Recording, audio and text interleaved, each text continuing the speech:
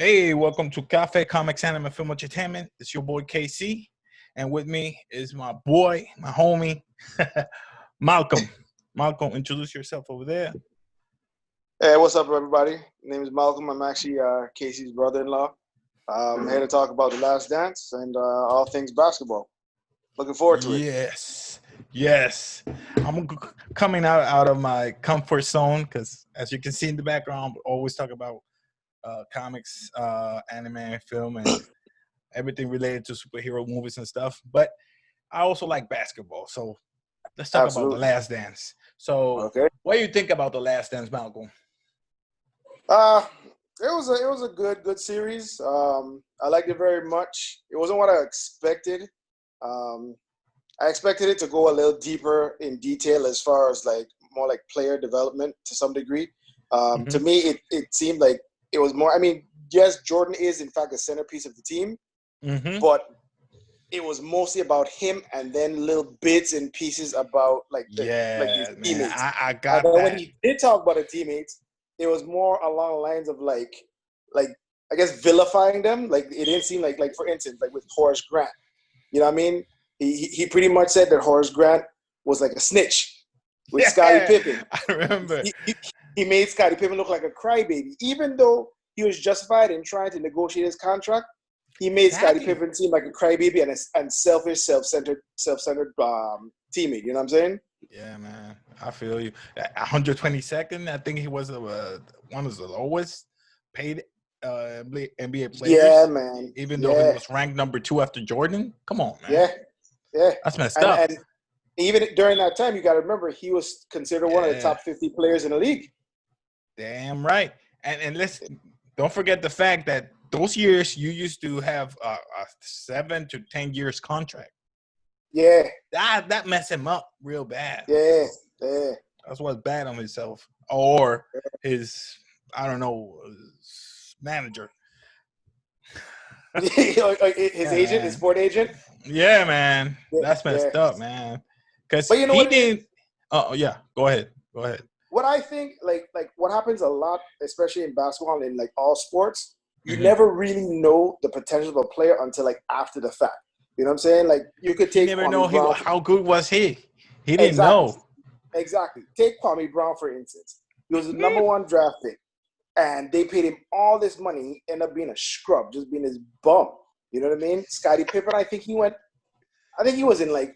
I'm almost sure he went in like the second. No. He went in the first round, but he was like late first round. And he is one of the top 50 players in the NBA, and he exceeded the expectations of all those that came before him, that was drafted before him. Yeah, so you never know. I mean, you never really know the value of a player until like after the fact. You know what I'm saying? And that's why it's important for them to renegotiate. But, you know, at the end of the day, if you think about it, yes, in the beginning, he didn't get his money from the Bulls, but when he went to Portland and when he went to Houston, he got paid. He got his money. That was past his prime, even though he had good numbers. I can't lie about that. He got the good numbers. But even though it's like you've been saying about this, let's say, documentary, it was more based on Jordan. Because I want to know more about the teammates. That's why I focus more on Scottie Pippen, Steve Kerr, even Rodman. Rodman, man, that guy, he was so huge. When he started with the Pistons, he was nothing. But then he learned. Then he got crazy, bro. When they tried to recruit him with the Bulls, they say, "Hey, if you let him go, you know we can control him. Don't let him go." And when he went to Vegas? Yeah, when he went to Vegas. But I don't know. Is it the combination of Phil Jackson outside the court and the combination inside the court of Scottie Pippen with Jordan? Lead him to be better. Yeah, because he went out to wrestling too, and he came back and he gave him his all. I mean, you gotta respect that, at least for a guy who doesn't care, because he did. Yeah. Okay, go ahead. I'm sorry. What you gonna say? No worries.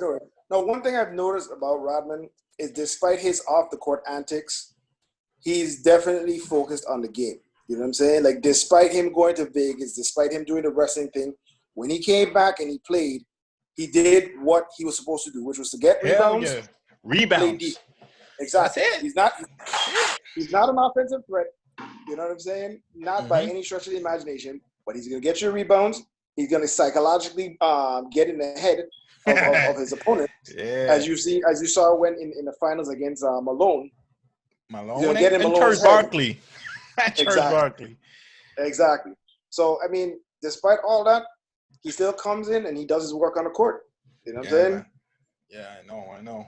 So other facts that I was checking out is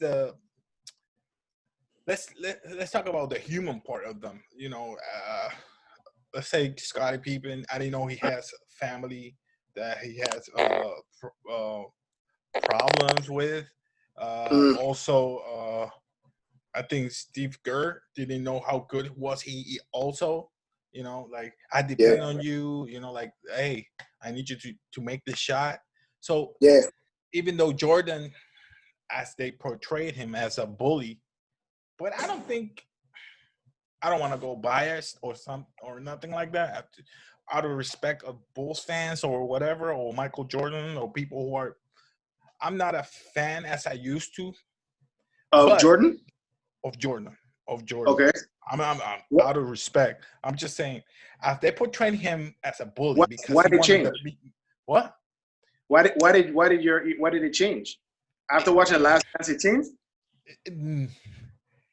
They portray him as a bully, but I know it's that mentality that drive him. You know, like when they're portraying his father, that mentality of winning. Yeah. Even though when he started gamble, that thing got to me. Like, whoa, that means even he start losing, he never want to lose. I understand that, but when you gamble, you know, it's like, whoa, maybe he was sick, maybe he's not. I mean, don't get me wrong. Like I said, I don't want to disrespect no Bulls fan or Michael Jordan fan, but it gets you in your head like, hey, maybe that thing that drive him, you know, to gamble and winning.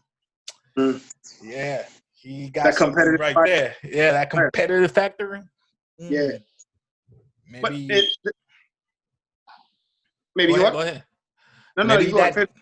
No, maybe that thing is that really messed up a couple of the in the court and outside the court. You know, like his attitude toward things. Right. Go ahead. Go ahead. I'll say this one thing that I noticed with the Last Dance. This is my personal opinion, is that Jordan orchestrated the whole thing. Like, hardly anybody else had any input as far as how that series was going to go. Because if you think about it, it's like the first episode was him. I think the second episode was like Bill. No, second episode was like Scotty. They didn't really talk too much about Phil, but everybody, as far as teammates, as far as front office managers, owners, and everything like that, to me, the ones who didn't really get, like I said, vilified, or who didn't look like a bad guy in the series was Phil Jackson, Reinsdorf, who was actually the owner of the Bulls. I mean, they bullied Jerry Krause like crazy. Yo, but hey, I even said it. Hey, man, that guy built them and destroyed them. And despite how much he dismantled the team, you got to give the man credit because he brought the team together. You know what I'm saying? Like, yeah, like I said, he mounted it and then he dismounted that team. Yeah, you know. So, I mean, with Jordan, like I said, everybody who's like, as far as teammates is concerned, who was brought on The Last Dance. Like, for instance, I didn't know with regards to Steve Kerr, the situation with his father. Like, I never knew that. You know what I'm saying? Like, his father getting killed and stuff like that. I never knew that. They didn't really talk to, like, they went in some detail with regards to Tony Kukoc. Yeah. I read an article, because if you notice, they touched on the centers a little bit, but like Bill Wennington spoke, Bill Perdue spoke, but Luke Longley never spoke. And in an article, they said Luke Longley, he didn't want to do any interviews with regards to The Last Dance. Why? I don't know. You know what I'm saying? It might be based on what you said before, as far as like Jordan and that competitive edge, and him not wanting to like. Let's keep it real at Buck. What happened to Isaiah Thomas? Why they didn't invite him, even though he's one of the greatest, one of the best, basketball players at that time. But that rivalry, Sorry, go ahead. No, you know what they're saying? They're saying that Jordan was a scapegoat for that, because they're saying the majority of the players didn't want Isaiah on the team. Because you gotta remember, he was a quote unquote a bad boy. You know what I'm saying? Like everything that he did to Jordan, he did to other players. You know what I'm saying? They say David Robinson didn't want him. They even said Magic didn't want him on the team. You know what I'm saying? So it's just they just pretty much. I mean, pretty much. I know. I saw it, but it's kind of far fetched. Like, hey, wait a minute. Like, you play with this guy all year round, and all of a sudden, most of the players don't want to play with you. Get out of here. But it's like you said, they use Michael Jordan as a scapegoat. So, but it's crazy because you figure, who was the head coach of the Dream Team? Pat Riley, was it? Nope. Chuck Daly. Chuck Daly. Oh shit! And he was a Pistons coach. So you figure if anybody would have any type of leverage as far as getting his own on the team, it would be him. Damn. You know what I'm saying? It would be him. And at that time, Colangelo was in association with Reinsdorf and Krause. So if they have personal feelings against Isaiah, Isaiah was going to be on the team. He wasn't going to be on the team. Despite how talented he is, and how he can be considered one of the top 5 point guards in history. It's weird that they didn't. It's weird that they didn't interview none of the players of the NBA Dream Team. Christian Laettner, the small characters. Like, hey, I want to see that, but they didn't. They just focused only on the Bulls team. I understand that, but they were part of a big, I don't know, but hey, it's just me.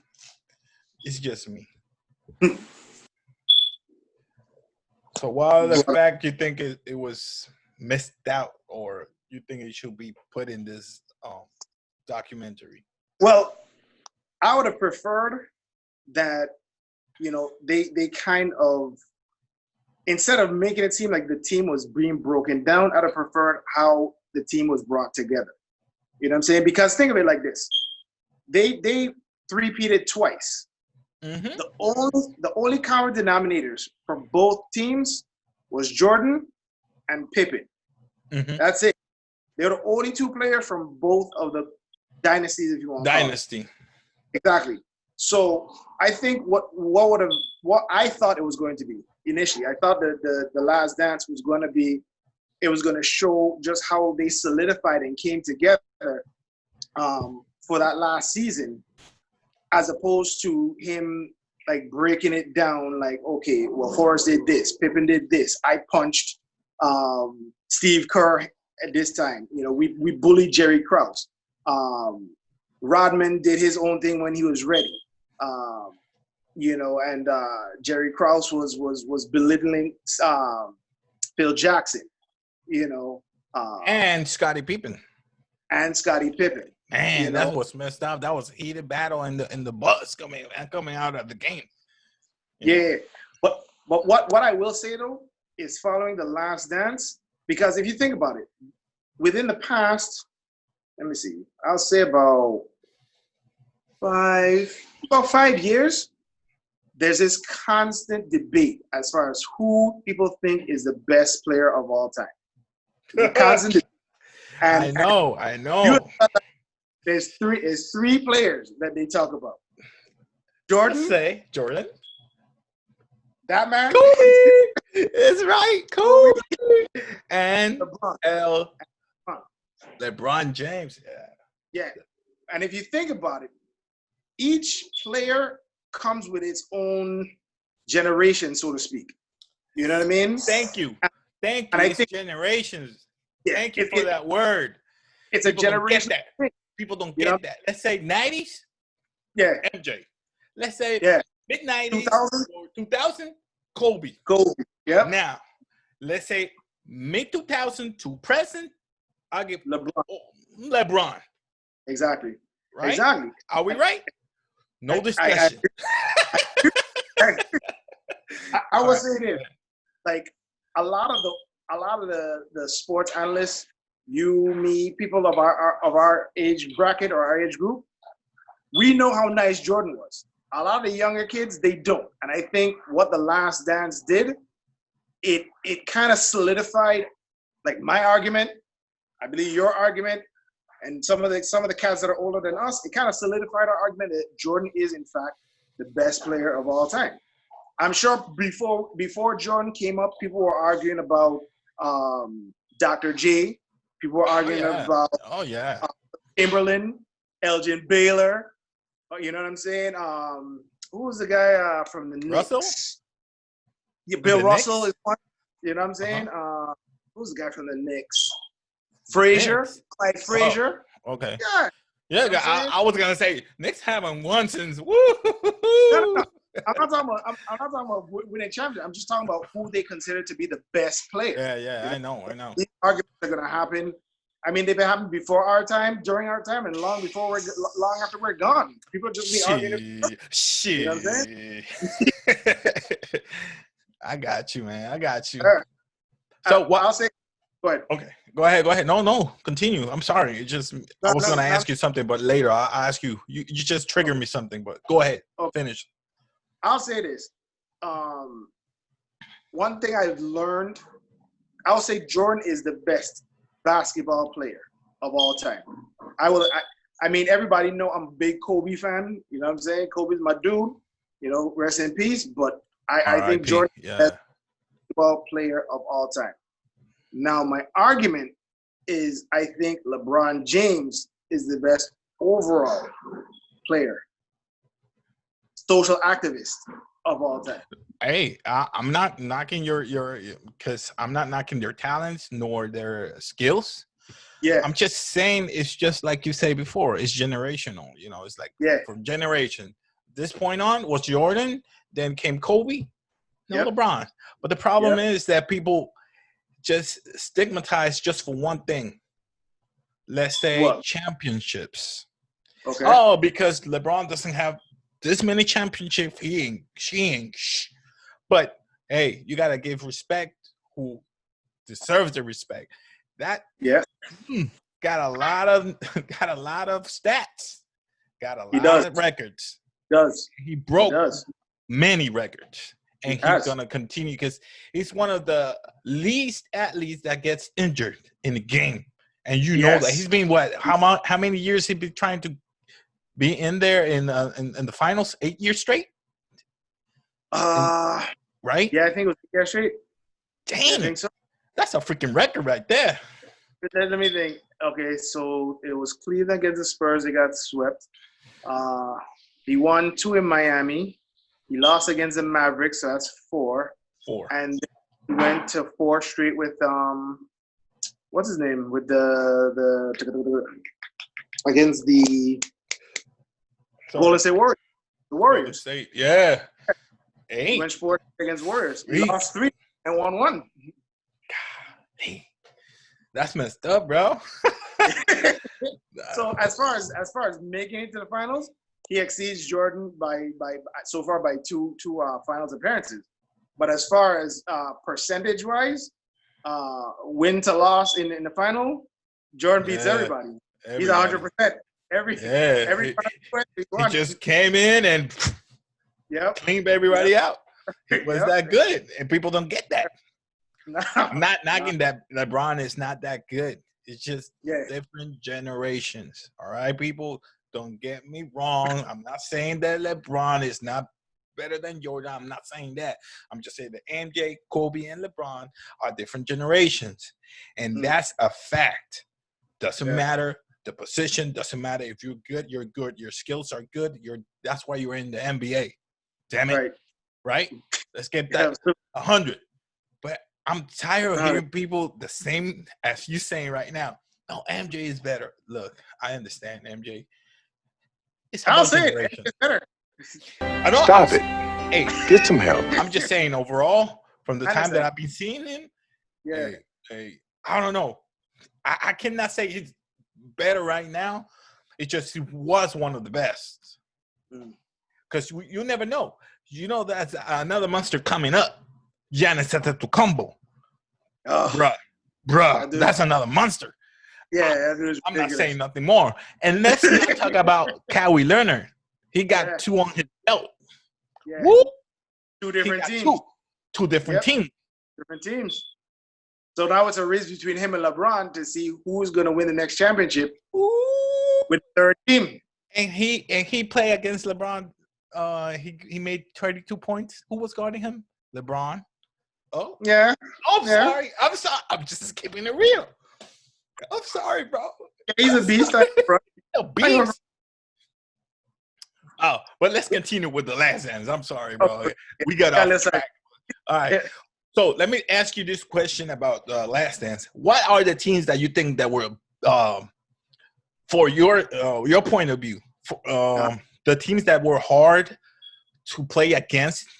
Not position, but just, it's hard for them to play. I would say 2 teams. I would say Knicks and Indiana. Even though the Detroit Pistons were a lot of physically bully them, but it was a mental game for me. No, but you're being slick.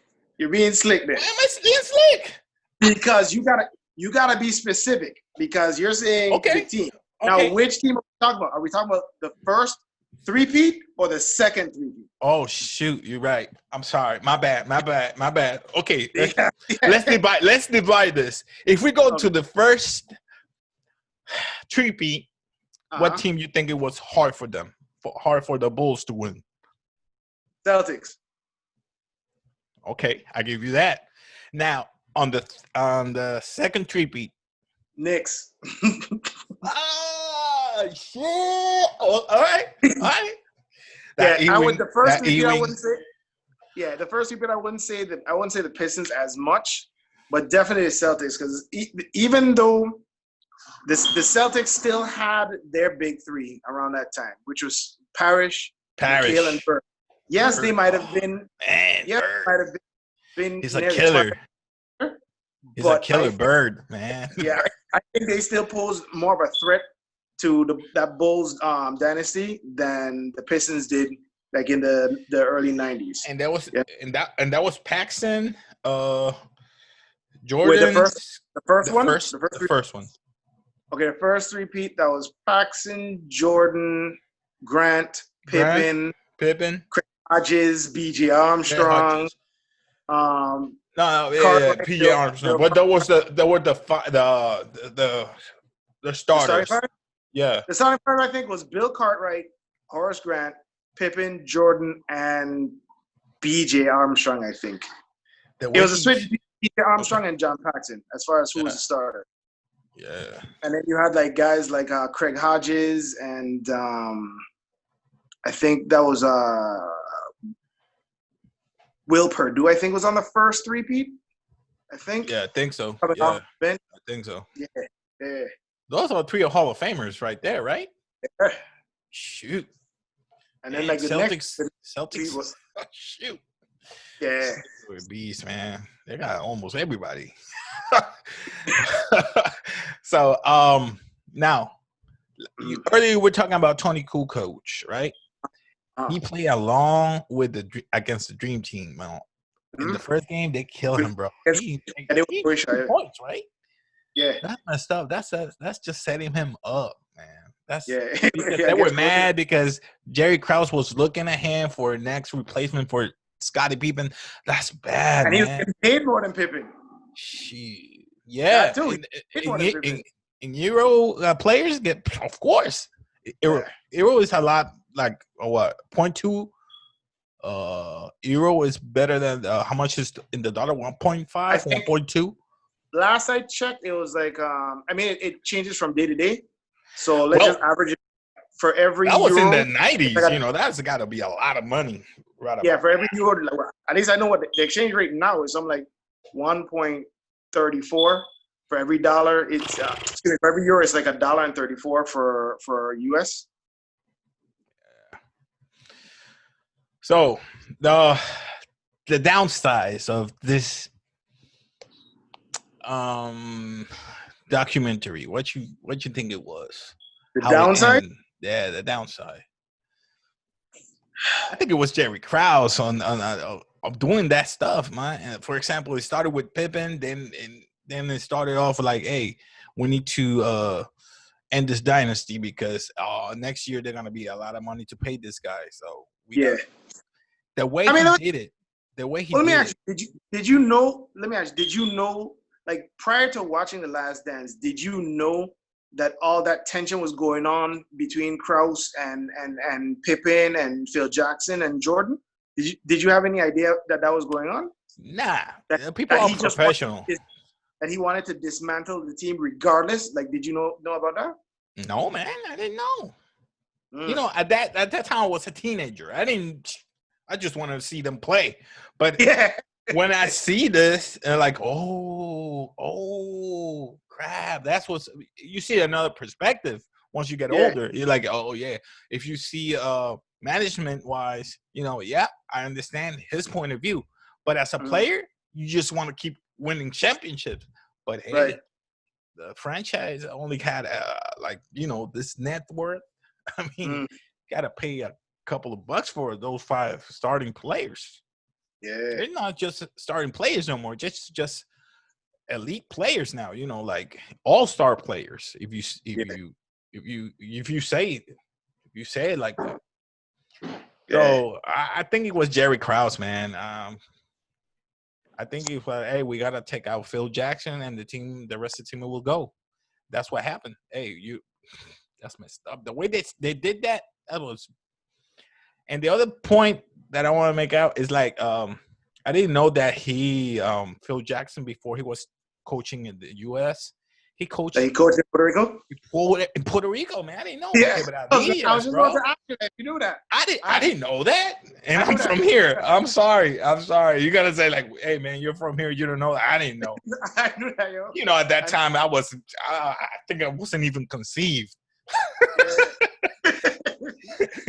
Yeah, I knew that. Yeah. Like he coached here, and then he coached in Canada for a little bit before Jerry Krause actually recruited him to coach. Actually, he was a assistant coach for Doug Collins for a while. Yeah. So he learned under the tutelage of Doug Collins, who was actually MJ's guy. And then after they shipped out Doug Collins, you know, Phil Jackson took over. Yeah. But before I forget, just to kind of piggyback on the question that you asked before, where you said which team that I thought gave the Bulls fits. Okay, go ahead. Another team which they actually met in the finals was the Sonics. Because at that Sonics. You mean Sean Kemp, Gary Payton, Detlef Schrempf? You remember Detlef Schrempf? Uh-huh. You had Eddie Johnson. You had T.J. What is it? Cummings. Gary Payton is the best defense they had, man. I mean, he was in the butt. Yeah. So, you know, they were another impressive team. I mean, some would even say the Suns as well. When they had Dan Marley, Barkley, Kevin Johnson. Dumas. No, Cedric Ceballos wasn't on the team at that time. What was that? The big dude, the center. Oliver. You know what I'm talking about for the Suns. I'm not sure if his last name was Oliver or his first name was Oliver. Nah, I can't remember. Can't remember, bro. He was like Shaq before Shaq. but he wasn't as dominant. He was just as big as Shaq, but he wasn't as dominant. No, man, I can't remember the name, bro. Sorry. Yeah. It's just that I keep continuing saying Sun, and I'm gonna keep. I don't know why I'm thinking about the other. the 90, 98, 99, you know, like when they brought in this new cats in the Suns game. They got Leandro Barbosa. They got the little guy. Freak me. What's the other guy they got? They got even Stoudemire at that point, I think. Yeah. They got who else they got? They got a couple of guys that were good too. Raja Bell. Thank you. Raja Bell's name with them at the The time? one who got heated with Kobe. With Kobe? Yeah. He got heated because of Kobe. I remember that. He's from St. Croix. Get out of here. No, he's from St. Croix. Yeah. Raja Bell. All right.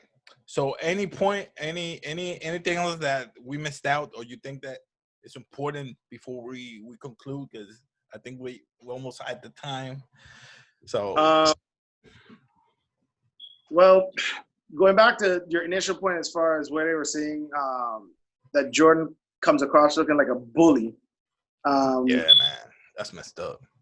In his own words, prior to the Last Dance airing, he even said that by the time people finish watching this series, they're gonna look at him differently. They're not gonna see him. That's what happened to me. Those were his words. You know what I'm saying? Like real talk. Those are his words. And it's crazy because there are a lot of similarities. I mean, Kobe viewed Jordan as his mentor, and there are a lot of like similarities, even down to like that like he said, that Mamba mentality. Yeah, that's driving. But there's a difference. I mean, way difference. And in the point of view that Kobe was very humble in that time. I know that Jordan was, you know, people oppress him because it was like a new star was was a rising star, you know, like nobody knew that he's gonna explode that time. Gatorade, Nike, new deals with different types. I think it was Ballpark, the hot dogs, Ballpark, Haynes, McDonald's, you name it, McDonald's. He continues to have a lot of endorsement and ads, and people give him. So you get tired of it, you know. You're like, hey, even though he was, you know, really strict with business, hey man, sometimes it gets a toll on you. That's why I think he left for a little bit of a peaceful mind in baseball. Let's play baseball. Get off my back. And even though people went to see him play baseball, that's messed up. You know, another thing that a lot of people don't realize, just how much of a factor he plays in the NBA from a business perspective. Because when he retired, yes, the NBA was still popular, but it wasn't as popular, and they didn't generate the same amount of revenue as they did when he came back. When he came back, the stock. Wizards? Oh, when he came back? Okay. When he came back the second time with the Bulls, I mean, because think of it, any game that he played automatically sold out. Sold out.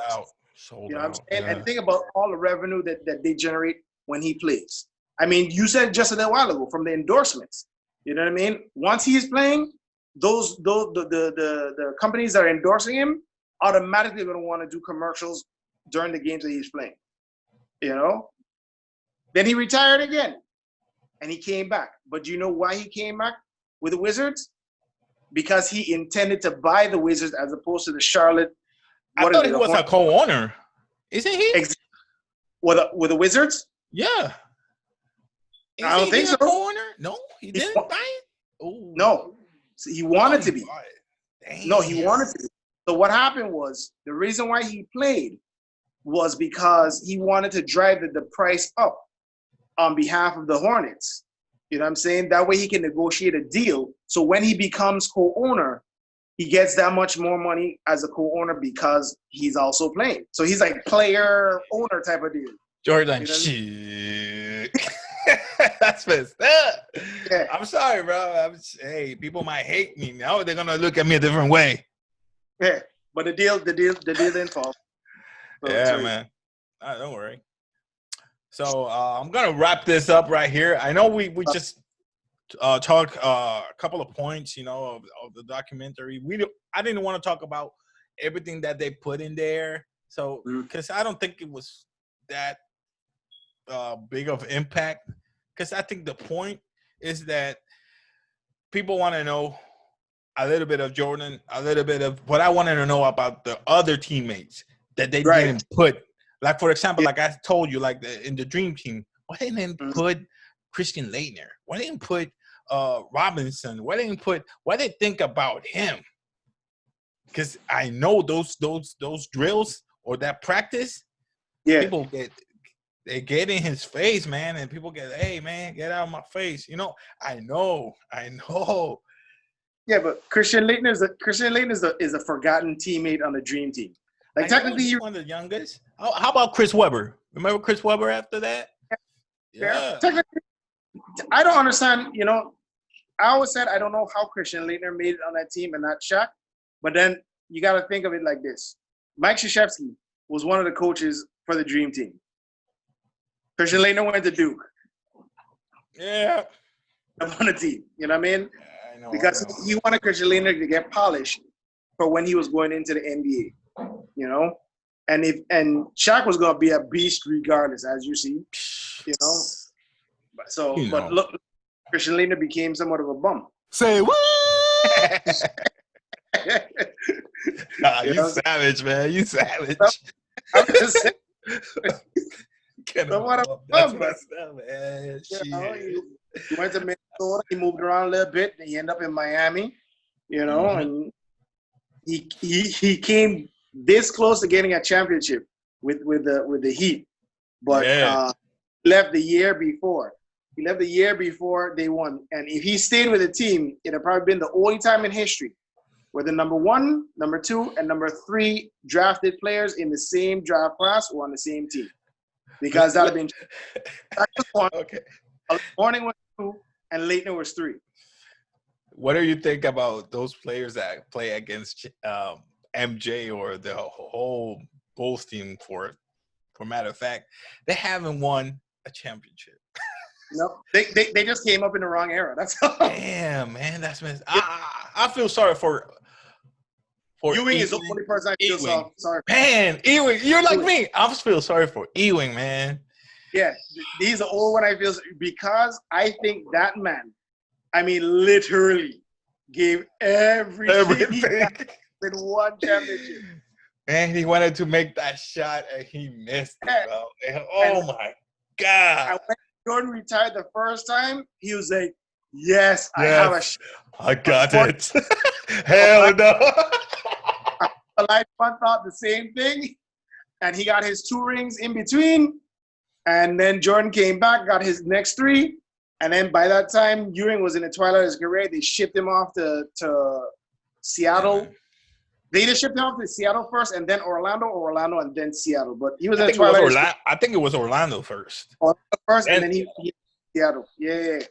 And then by that time, it was too late. By that time, Shaq, Kobe, Tim Duncan, and all them cats were the new blood of the league, and they were just winning championships after that. It was too late, Yeah, man. So hopefully he'll win one as a coach. I don't know how Georgetown is gonna do, since he's the collegiate coach, but maybe he'll get back and he can win one as a coach.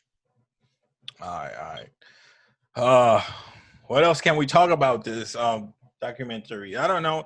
I don't like to grade documentaries. I'm not gonna. This is not a review. Just for entertainment. We just want to talk about it, how we feel about it. So hope you guys don't get offended. If I don't know, you got something else you want to say about this documentary before we split, or? Like I said, I found it to be a pretty good documentary.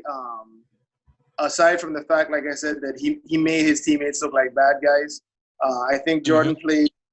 I think he pretty much controlled the narrative of this. They touch a little bit on his gambling, which is always going to be an asterisk. It's always going to be an asterisk with regards to his career.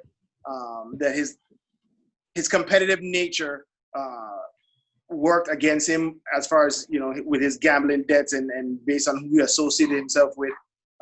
when he gambled. The other thing, before I forget, the other person that he seemed to bully, going back to the whole concept of bullying, is Scott Burrell. You remember Scott Burrell? Whatever. Scott Burrell. Oh, yeah. I remember. Scotty Burrell. The rookie. Yeah. And that time was the rookie. Yeah. So it's like, he kept doing that to Scotty Burrell. And then even Horace Grant made a comment saying, he'll bully the ones that he knows he can bully. He never tried that with me because, Horace Grant said I'd knock his block off. You know what I mean? Like based on the lines that, they said that they almost got into it on the plane. And and how Jordan told a flight attendant not to feed Scott Burrell because he played like crap that night. Jordan is a beast, bro. Yeah. But overall, as far as the last is concerned, I thought it was okay. I found it was okay. Very informative. Yeah.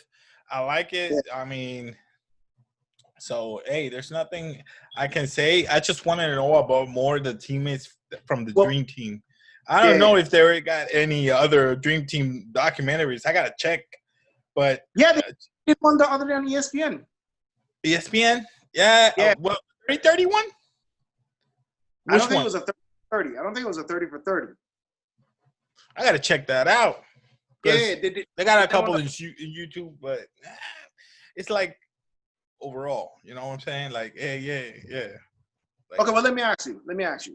Okay, go ahead. Based on what you saw, what would you add, and what would you take away from the from the series? Like, what would you have preferred wasn't included, and what would you have replaced it with? Like I said before, I would include the Dream Team as a whole.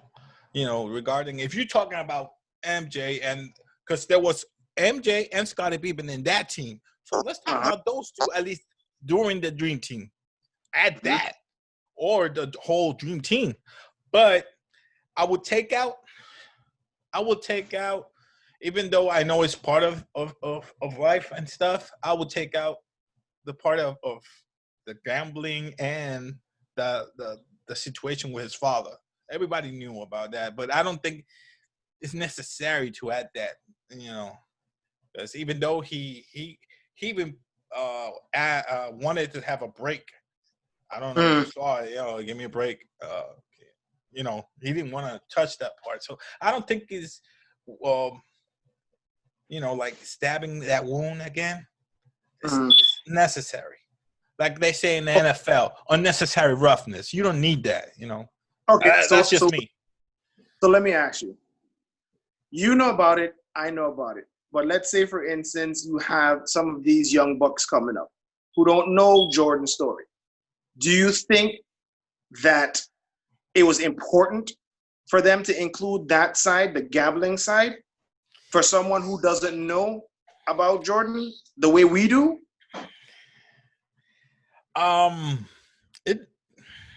For the young guys, yeah. You know why? Because these young guys, I might be worst. They might be worse. They just got better deals. We're talking about back in the day, and Jordan had plenty of money because, like I told you before, the endorsements and whatever. But most of these cats right now, these young cats, they don't have those type of endorsement. They just get a big deal and let's make money. Hey, let's gamble here. Let's do this. Let's make them money. You know what I'm saying? They're hustling, and I don't mind that. But if you don't get caught, you know what I'm saying? But Jordan was a big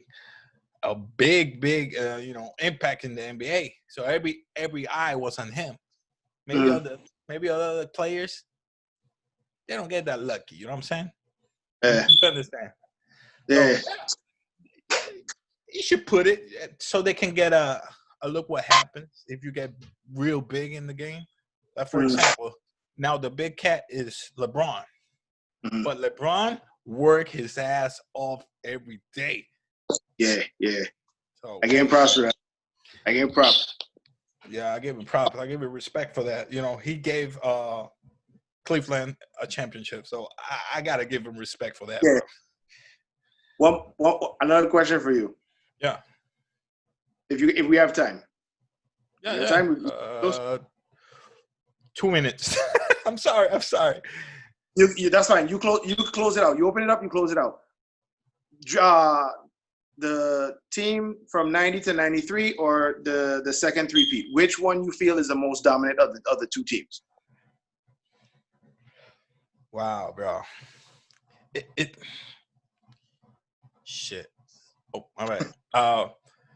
Bro, man, you got me because on paper, I would say the second one on paper. Okay. That we're dominant. I'd agree with you. But still, the first one was like, I don't know, something different. You know, every time they go in, even though they threw everything at them, they still come up, you know? Yeah. But the second, they got the best record. So, hey, no doubt about that. So it's the second. Yeah. The second. I agree.